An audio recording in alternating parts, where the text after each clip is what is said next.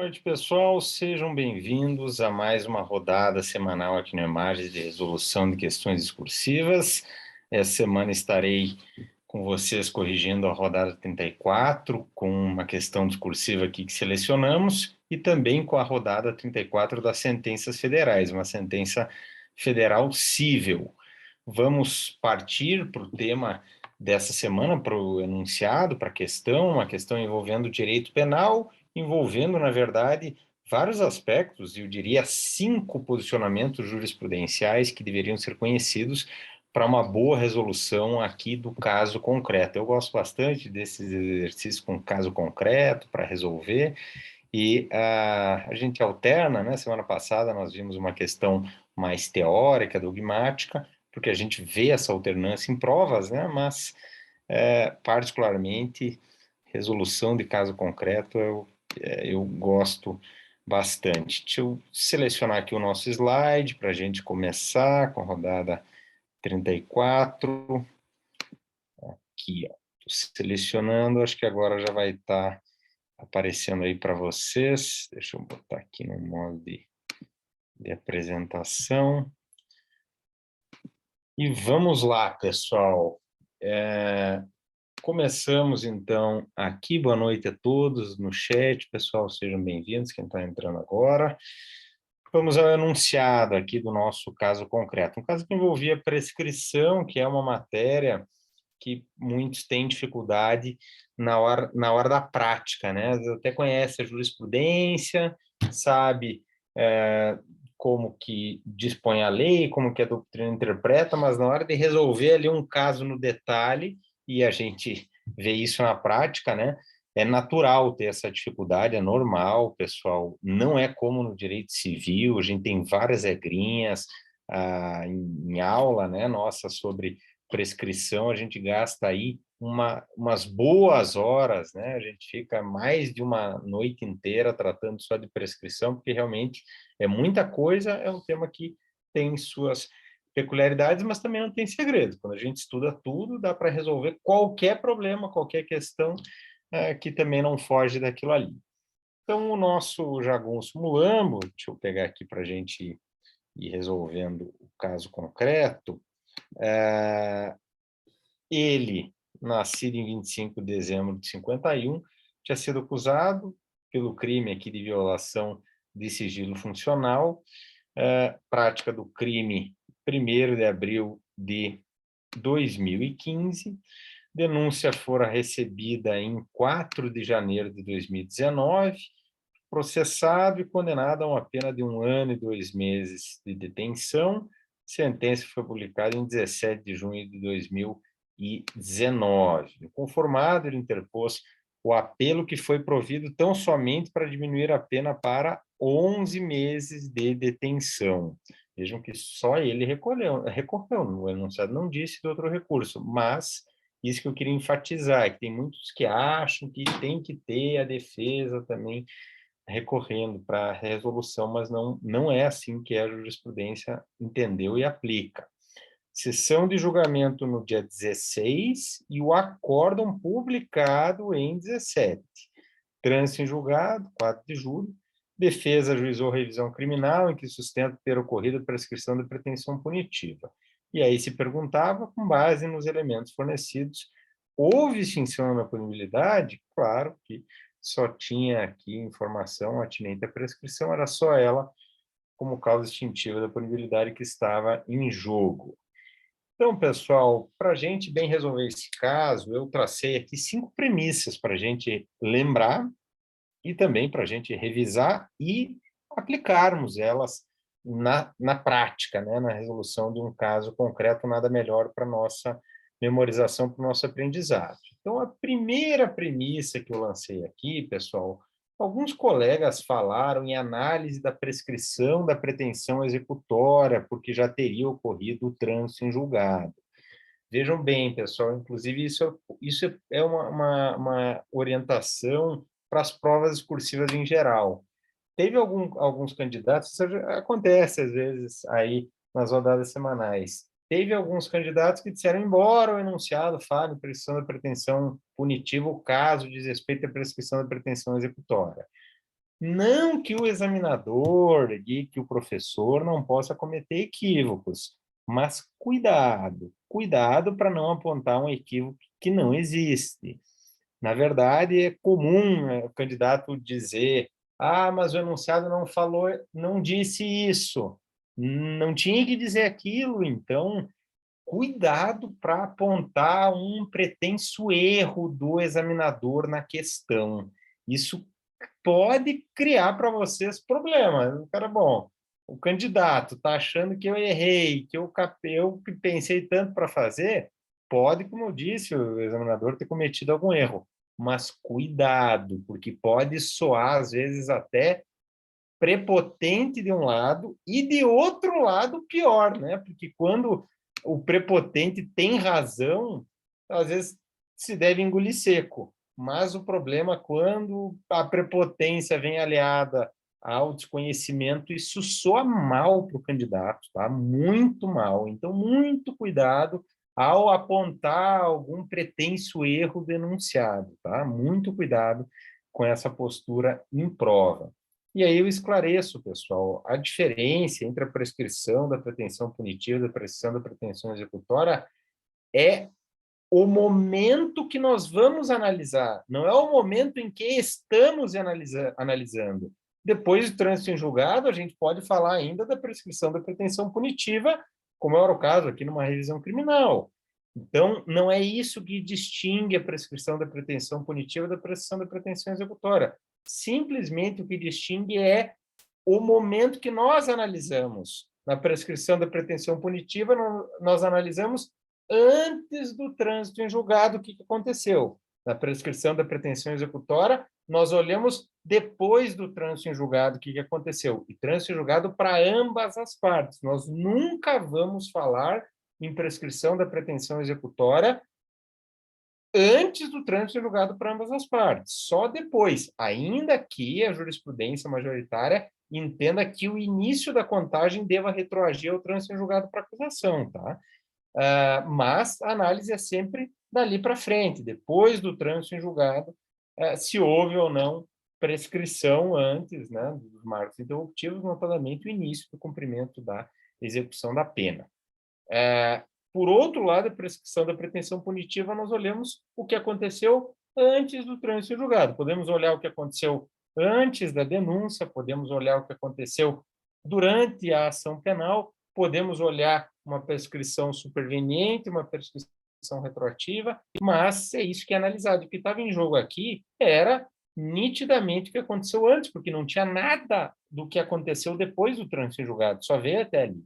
Então, primeira premissa que eu lanço. Segunda premissa, pessoal, nós temos que falar sobre o artigo 115 do Código Penal, que estava envolvido aqui no caso, na medida em que ele traz redução da prescrição penal pela metade em duas situações. Na primeira situação, em que nós estamos diante de um réu que, na data do fato e adotada a teoria da atividade, artigo 4 do Código Penal, ou seja, o momento da conduta ou da ação ou omissão, né, da conduta, se ele era menor de 21 anos, maior de 18, logicamente, senão não teria imputabilidade penal. E a outra situação é quando o réu tem mais de 70 anos na data da sentença. E aí, pessoal, essa interpretação estava envolvida no caso concreto. Vejam que essa redução vale tanto para a prescrição da pretensão punitiva quanto da executória, mas temos que ver quando que há essa análise, não é no momento em que estamos fazendo a verificação. Que o cara tenha mais de 70 ou que o cara tenha menos de 21. Ele pode ter mais de 21 hoje e a gente está aplicando 115 e diminuindo a prescrição pela metade. E ele pode ter mais de 70 e a gente não estar aplicando o 115 na redução pela metade. E aí, o que nós tínhamos no caso concreto? O réu, e aí, claro, as datas, né? Normalmente, uma data lançada no enunciado tem algum propósito, às vezes pode ter alguma pegadinha, mas normalmente tem. Vejam que ele, nascido em 25 de dezembro, na data da sentença de primeira instância, que foi prolatada aqui em 17 de junho, tornada pública em 17 de junho de 2019. Ele tinha quantos anos, pessoal? Ele tinha, na verdade, 68, né? 68 anos aqui. Nem 68, 67, né? Não tinha completado 68. Mas, quando o tribunal julgou o recurso de apelação em 17 de junho, aí ele já tinha 70 anos completos, né? Logo, essa hipótese ela é aplicável quando o réu tem 70 anos, quando? O Código fala em sentença, mas isso vale para todas as decisões do caso ou não? O que nós temos na doutrina e mesmo na jurisprudência? Dois posicionamentos. Uma primeira linha vai dizer que o réu ele tem que ter 70 anos, tem que ter completado 70 anos antes da primeira decisão condenatória. Se ele foi absolvido em primeira instância e condenado na segunda, vai ter direito. Se foi condenado na primeira instância, já não vamos mais aplicar, ainda que ele venha a ser condenado, mantida a condenação nas instâncias superiores. A segunda linha vai dizer que o que importa é o trânsito em julgado. Se ele completou 70 anos do trânsito em julgado, está valendo para ele, porque a sentença deve ser considerada como aquela que formou definitivamente a culpa. Vejam que esse entendimento dá margem, né, para o cara fazer a velha e boa chicana processual, querer adiar o trânsito em julgado para completar os 70 anos a qualquer custo e reduzir a prescrição. O que predomina nos tribunais superiores? Nós temos decisões não antigas do STF de turma, inclusive da primeira turma, que não é mais garantista, eu diria assim, né? Dizendo que é do trânsito em julgado. Mas o que tranquilamente predomina, inclusive na primeira turma, tem a grande maioria dos julgados, e no STJ, particularmente, com entendimento consolidado na terceira sessão, é de que, inclusive no Supremo, tem das duas turmas, tá? Mesmo na primeira, ali, como disse que tem julgado, a gente tem precedente na linha do STJ também, na terceira sessão do STJ, de que, pela primeira corrente, que é a prestigiada, o réu ele tem que completar os 70 anos antes da primeira decisão condenatória proferida naquela ação penal. Trocando em miúdos, nós não aplicávamos, no caso concreto, a redução do prazo prescricional pela metade para o jagunço simulando. Ok? Terceira premissa para a gente lançar nas 5 premissas para resolver o caso. Aqui, pessoal, não se pode falar em prescrição da pretensão punitiva pela pena em concreto, e aqui pela prescrição retroativa, computando, considerando o marco anterior à ação penal. O oferecimento, diz o código, né, da denúncia que dá nascimento ali à ação penal. Não confundam. Podemos e devemos analisar a prescrição antes da ação penal, só que ali é com base na pena em abstrato. Nós sabemos que a prescrição da pretensão punitiva, né, nós falamos da primeira distinção, prescrição da pretensão punitiva e prescrição da pretensão executória. O que nós consideramos como marco? Trânsito em julgado para ambas as partes. Prescrição da pretensão punitiva tem 3 subespécies, a da executória não, só tem ela, não tem subdivisão. Na prescrição da pretensão punitiva, nós temos a prescrição da pretensão punitiva propriamente dita, que é aquela analisada à luz da pena em abstrato do delito. E essa pode e deve ser examinada desde, regra geral, consumação do crime, tá? Então, antes, logicamente, da ação penal. Já a prescrição com base na pena em concreto não pode, desde 2010, com a alteração da Lei 2.234, ser examinada antes do ajuizamento da ação penal. E eu falo ajuizamento mesmo, o marco interruptivo é o recebimento da peça acusatória da denúncia ou da queixa, mas a lei fala em ajuizamento, em tese, pode acontecer entre o ajuizamento, uma prescrição retroativa, entre o ajuizamento e o recebimento. Os autos ficaram parados, despropositadamente, pode acontecer uma prescrição retroativa antes do recebimento da denúncia, só que nunca pode analisar antes do oferecimento, antes do nascedouro ali da ação penal. Vale, né, lembrar, não, essa lei ela foi proposta para acabar com a prescrição retroativa e eu acho que deveria acabar, viu? Porque é uma jabuticaba que já existe no Brasil. Mas não foi o que passou no Congresso. O que o Congresso fez foi acabar com a prescrição retroativa antes do nascimento da ação penal, tá? As 3 hipóteses que eu comentei, já mencionei elas, né? Prescrição de pretensão punitiva propriamente dita, PPA, que é aquela prescrição com base na pena em abstrato, e temos ainda a prescrição retroativa, em que a gente olha para trás daquele marco que estamos considerando, e a superveniente dali para frente. Então, quando a gente fala em prescrição retroativa, a gente tem ali uma sentença que aplica uma pena, e o Ministério Público não recorre. Nós olhamos para trás e vemos se entre, né, o ajuizamento da ação até esse marco interruptivo da sentença condenatória, nós temos o transcurso do prazo pela pena em concreto, porque os prazos são os mesmos em matéria de prescrição. Sempre olhamos lá no 109 do Código Penal, mas se for pela pena em abstrato ou pela pena em concreto, muda da água para o vinho, né? Se a gente pega um crime aí, sei lá, de corrupção, pena máxima 12 anos, e aí temos normalmente ali penas de 2 anos, 2 anos e meio, né? Pena mínima é de 2 anos, então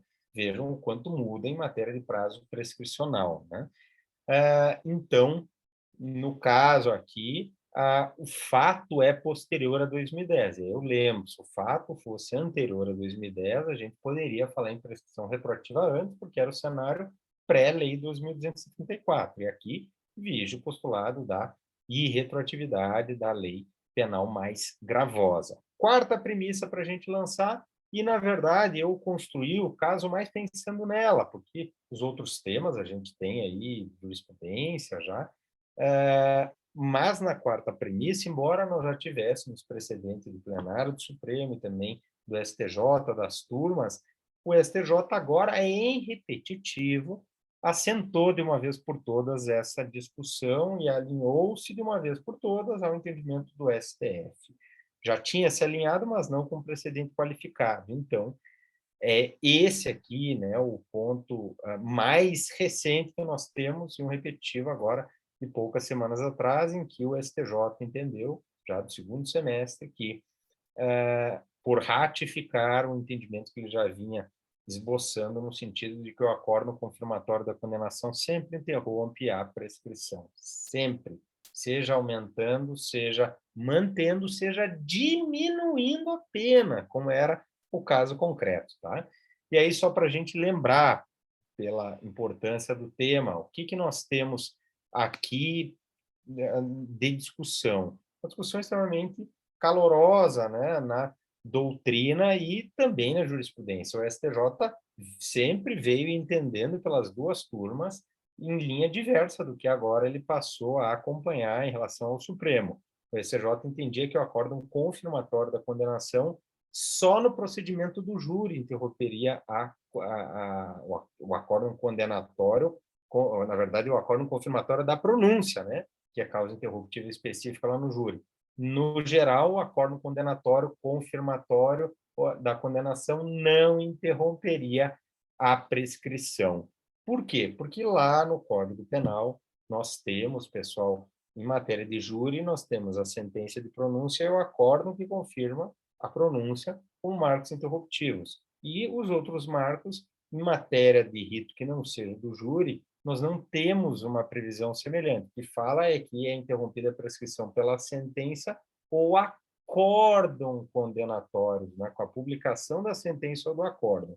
E aí o STJ disse, pela boa técnica legislativa, o legislador só falou em acórdão confirmatório no júri para interromper a prescrição em matéria de acórdão confirmatório da pronúncia. Não previu para outras hipóteses, então, por isso que quando se falou em acórdão condena a publicação da sentença ou acórdão condenatório, é o acórdão que condena pela primeira vez, não o acórdão que confirma uma condenação. O Supremo, pelo plenário, firmou posicionamento, entendimento capitaneado pelo ministro Alexandre de Moraes, no sentido de que, como se fala em publicação de sentença ou acórdão condenatório, o acórdão que confirma uma condenação, ele também é condenatório. Então, cabe na disposição legal. E o objetivo da alteração que ocorreu lá em 2007, ainda no Código Penal, foi para deixar claro, porque antes, né, não se falava em acórdão, passou-se a falar em acórdão, e a intenção seria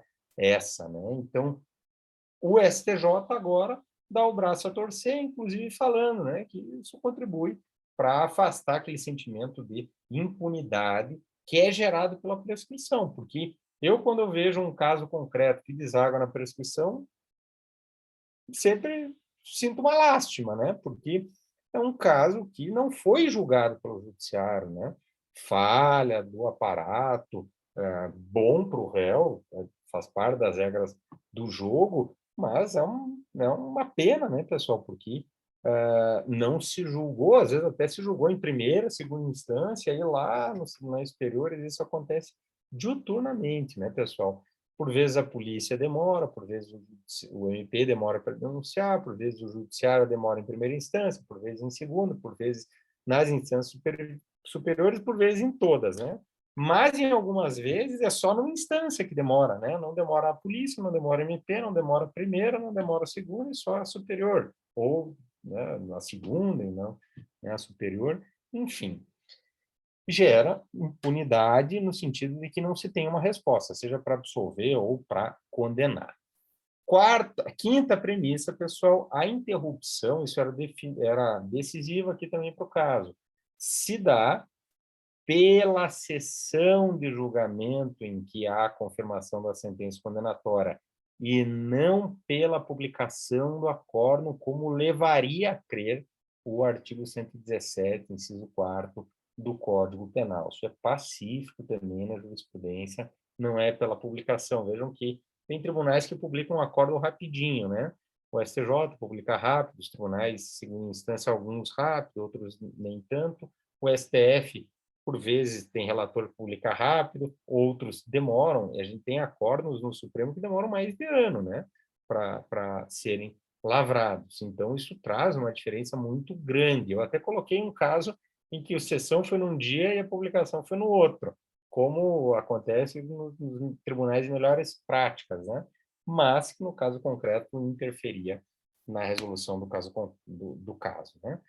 Então, estabelecidas essas premissas aqui, pessoal, fácil fica de enxergar que não houve, no caso, a prescrição. Primeiro aspecto para a gente notar, o recebimento da denúncia ocorreu antes do transcurso dos 4 anos. E aqui nós tínhamos uma pena que era superior a 1 e não passava de 2, né? Então, nós tínhamos uma prescrição lá pelo 109 em 4 anos. Menor prazo que nós temos hoje, né, desde 2010, também com a alteração da mesma lei, 12.234, é de 3 anos, né, cuja pena não seja superior aí a 1. Nós contávamos aqui no caso, né, desde a data da consumação do delito, prescrição da pretensão punitiva propriamente dita, pela pena em abstrato. Então, aqui estava longe de acontecer, o primeiro marco interruptivo, o recebimento aqui da denúncia ocorreu antes dos 4 anos, tranquilo, aqui em termos de contagem. Depois disso, o próximo marco interruptivo é sentença condenatória. Ali nós consideramos, a jurisprudência diz, não é na data que o juiz colocou na decisão, tá? É a data em que a decisão se tornou pública. Quando era um processo físico, era a entrega do processo nas mãos do diretor de secretaria, né? Dizia a jurisprudência, dizia a doutrina. Então, não quando está lá na decisão, mas quando a gente tem a movimentação do lançamento dessa sentença que torna ela pública. Hoje, com o processo eletrônico, quando o juiz assina, já vai lá para um movimento processual, já vai para os autos, então ela já é considerada pública. Vejam que não é da intimação, pessoal. É quando ela vai para os autos, está acessível ali para qualquer pessoa, logicamente já devidamente assinada e surtindo seus efeitos. Então, não houve prescrição da pretensão punitiva propriamente dita pela pena em abstrato, porque quando veio a sentença, ela veio rapidinho, aqui no caso concreto, para um caso desses, né, também o normal, diria, numa vara boa, né, veio antes de que tivéssemos propriamente o transcurso, né? Que foi menos de um ano, então não houve prescrição da pretensão punitiva propriamente dita. Com base nesse momento, nós já temos, logo em seguida a sentença, também a análise pela pena em concreto. Por quê? Não se falou em recurso do Ministério Público. Se transitou em julgado para o Ministério Público, porque senão, se transitou para ambas as partes, é pressão e pretensão executória que examinamos ali para frente. Se houve trânsito em julgado para acusação ou então foi improvido o seu recurso, que não é o caso, nós podemos e devemos analisar a partir de então a prescrição pela pena em concreto. Vejam que ainda podemos falar em prescrição pela pena em abstrato no marco anterior ao recebimento, mas não pela pena em concreto. Pela pena em concreto, que muda completamente o cálculo, né? Nós dependemos ou do trânsito julgado para acusação ou então do desprovimento do seu recurso. Aqui, essa prescrição retroativa, se nós considerássemos a consumação e o ajuizamento aqui, se não me engano, teria a prescrição, mas não podemos, porque o fato é posterior à Lei 2.234. Podemos só no curso da ação, e aí não temos no curso da ação, o transcurso ficou muito longe, né, do prazo da prescrição, que agora, né, pessoal, caiu para 3 anos, né, porque nós tivemos na verdade, não mexeu no prazo, né? A condenação ficou em 1 ano e 2, né? Não, é isso, na sentença ficou 1 ano e 2, depois do acórdão que reduziu. Então, na sentença, ainda tínhamos os 4 anos, porque, embora, né, julgado aqui com a pena em concreto, nós tínhamos o prazo prescricional de 4 anos lá, no 109, inciso 5º. O que nós tivemos depois? O acórdão. E aí o acórdão confirmou a condenação, mantendo a pena, aumentando não, diminuindo ela para 11 meses. Vejam, embora acolhendo o recurso da defesa para esse efeito, como manteve a condenação, é marco interruptivo, vimos, do prazo prescricional. E aí a redução, né, para 11 meses interfere no prazo. O prazo agora passa a ser de 3 anos. E aí nós, olhando, né, dessa redução para trás, prescrição retroativa, se nós poderíamos falar dali para frente, com a contagem com os 11 meses, tivéssemos lá um grau de recurso especial, recurso extraordinário, né, mas tecnicamente aqui estamos olhando os 11 meses para trás, nós temos, né, uma análise pela pena em concreto, uma prescrição retroativa, e aí como que nós faríamos aqui a contagem. Vejam que não podemos voltar antes da ação penal, por isso não dava para falar, né? O fato é posterior a 2010, então, mesmo com acórdão, né? Em nenhuma hipótese, se o fato é posterior a 2010, a gente vai falar em prescrição pela pena em concreto, retroativos prevenientes, com base na pena aplicada pelo juiz, né? Mas nós analisamos no curso da ação penal. E ali, entre o recebimento e a sentença, não tinha, longe disso, os 3 anos, mas dava dúvida entre a sentença e o acórdão confirmatório da condenação que diminuiu a pena. E aí, vejam, quando que foi prolatada a sentença? A sentença foi prolatada no dia 17 de junho de 2019. Prazo é penal. Artigo 10 do Código Penal vai mandar a gente incluir o dia de começo, tá? Então, trocando em miúdos, a gente tem que calcular 3 anos. Dia 17 é o marco interruptivo, publicação da sentença. Esse dia já conta. Logo, os 3 anos terminam quando? Dia 16 de junho de 2022, até as 23h59.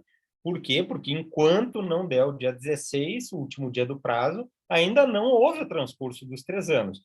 17 de junho, meia-noite, nós já temos ali a prescrição consumada. Vejam, o marco interruptivo é a sessão de julgamento, que ocorreu no dia 16, antes da prescrição. Se fosse a publicação no acórdão, no dia posterior, teria ocorrido. E no mais, não temos a redução pela metade, porque ele tinha 70 anos antes do acórdão, mas o que importa é a primeira decisão condenatória, e na sentença ele tinha 68, né? Então, consequentemente, não houve a prescrição no caso concreto. Deixa eu abrir aqui o chat. O Otávio. A sentença foi publicada dia 17 de junho, o acordo foi publicado em 17 de junho de 2022. Daria exatamente 3 anos, como quando a de início, a pressão da pretensão ocorreria exatamente no último minuto do dia 16. É isso? Perfeito, exatamente isso, Otávio. É o que nós, assim que nós contamos, tá? E não raro, um dia faz a diferença no caso concreto. Por nada, Otávio, vamos lá. O Érico aqui, professor, 3 dúvidas, se possível, claro. Vamos lá. Para o STJ, trânsito em julgado para acusação inicia o cômputo da prescrição da pretensão executória. Sim, acórdão confirmatório, não. Trânsito em julgado para acusação enquanto nós não temos, Érico, o trânsito em julgado para ambas as partes, não se fala em prescrição da pretensão executória, tá? Não confundamos as coisas. Depois que ocorreu o trânsito julgado para ambas as partes, aí que nós falamos em prescrição da pretensão executória. Primeiro marco, que são outros marcos interruptivos, é o cumprimento da pena, o início do cumprimento da pena. Só que nós contamos o início retroativamente. Isso é uma monstruosidade, tá? Mas, segundo o STJ, é o que diz o código, não dá para... Tem doutrinadores que apregoam que isso deveria ser interpretado, né? À luz, né, da Constituição, porque não tem nenhuma razoabilidade de começar a contar antes que há uma inércia para o cumprimento da pena, né? Mas o STJ prestigia, não é a literalidade da norma, vamos seguir. Então, isso, tá? O que tu colocou aqui para o STJ ter sido julgado para acusação início cômputo da pressão da pretensão executória. Não. Esse é o marco inicial da pressão da pretensão executória, mas aqui, no caso, não dizia respeito à pressão da pretensão executória, tá? Assim, acórdão confirmatório de segundo grau interrompe tanto a pressão punitiva quanto a pressão executória. Não o que ele, na verdade, é marco interruptivo aqui da pressão da pretensão punitiva, tá, Érico? Não é da prescrição, são outros os marcos de interrupção da prescrição da pretensão executória. E o primeiro deles é o início do cumprimento da pena, tá? Então, diferente a análise. Para fins de redução prescricional pela senilidade, em acordo condenatório originário, competência originária, o acordo que reforma sentença absolutória. A idade do réu avaliado na data da sessão, tal qual efeito errativo? Sim, na data da sessão. Se ele tinha 70 aniversário naquele dia, nós vamos diminuir pela metade a análise da prescrição para ele, tá?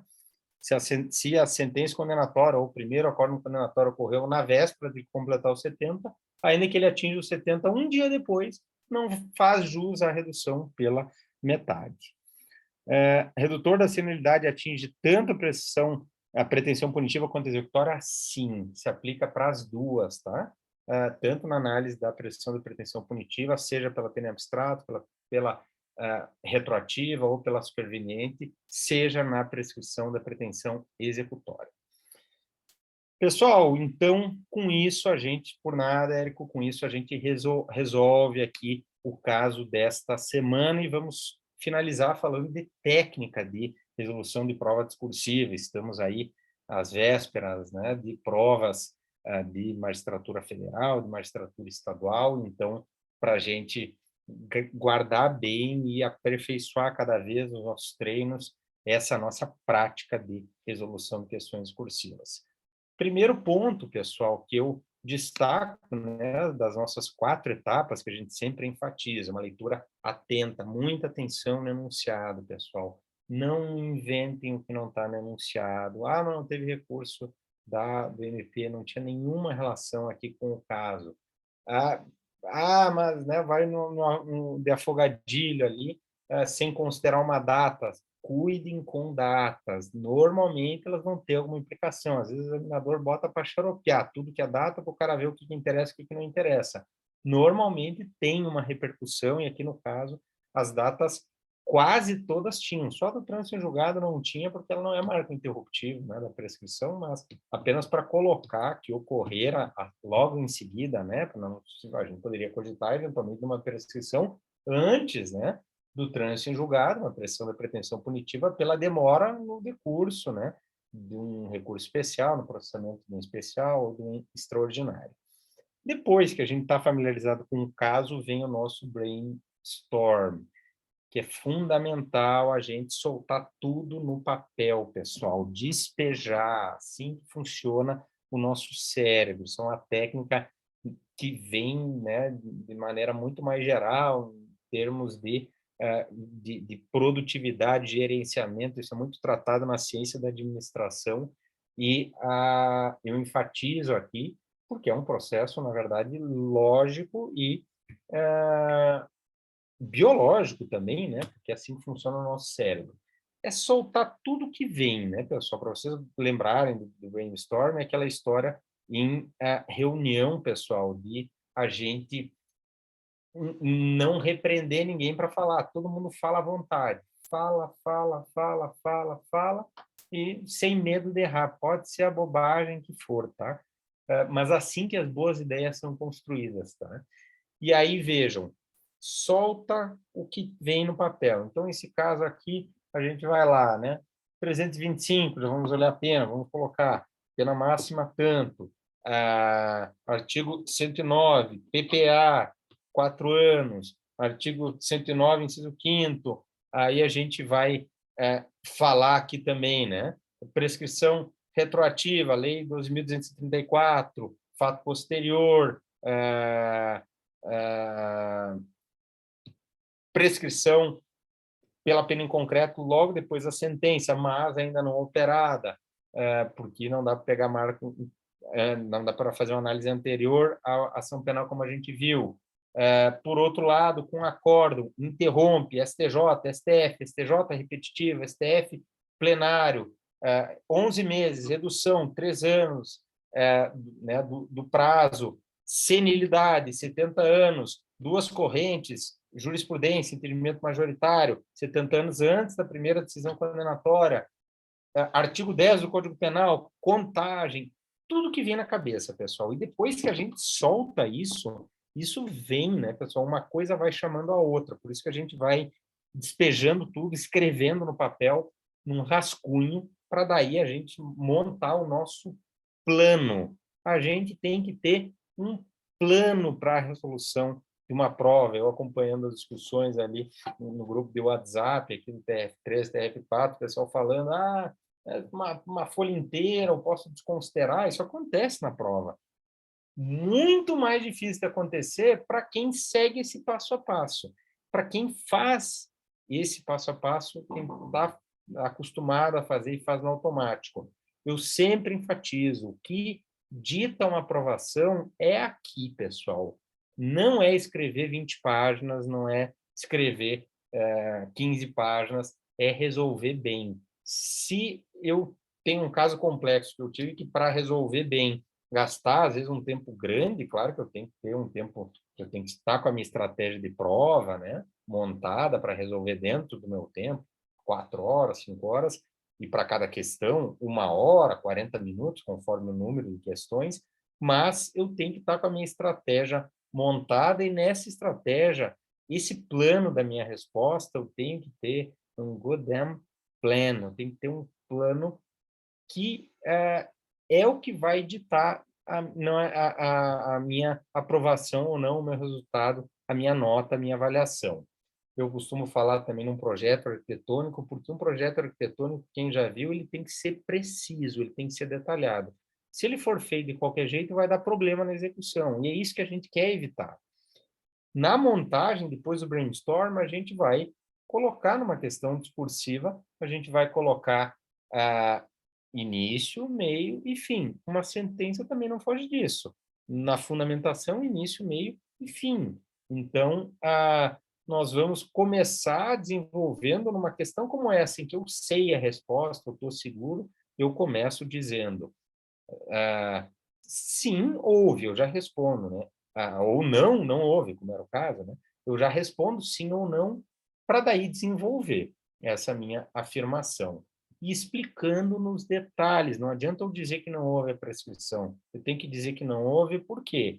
Porque Em primeiro lugar, quanto à precisão da pretensão punitiva propriamente dita, analisada pela pena em abstrato, essa não se configurou. E aí eu explico que entre a consumação, artigo 111, e o recebimento da denúncia não transcorreu o prazo superior a 4 anos, artigo 325, o caput combinado com o 109, inciso 5º, tampouco entre o recebimento e a sentença, ou então entre a sentença e o acordo confirmatório.